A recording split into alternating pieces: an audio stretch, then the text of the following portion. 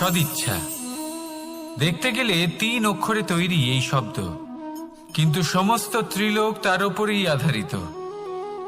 আপনি এই সংসারে এসেছেন, তখন অবশ্যই শ্বাস নেবেন, কিন্তু তার বদলে আপনাকে কিছু তো দিতেই হবে।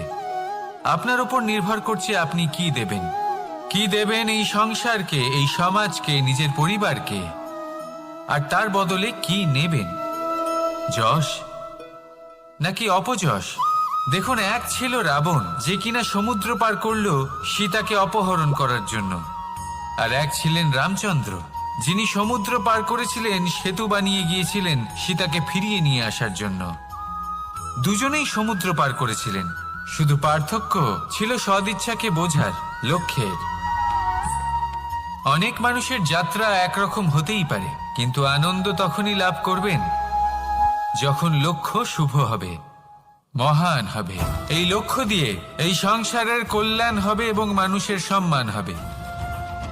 যদি আপনার সংকল্প উচিত হয়, তাহলে আপনার লক্ষ্য উচিতই হবে, নয়তো শুধুমাত্র বিনাশ হবে। আর উচিত এটাই হবে যে বিনাশের হাত থেকে যেন নিজেকে বাঁচানো যায়, কি বলেন? তাই জীবনে যে লক্ষ্য স্থির করছেন, মনে রাখবেন তা যেন শুভ লক্ষ্য হয়। যদি এরকম হয়, তাহলে আপনার যাত্রা, আপনার জীবন দুটোই শুভময় হবে।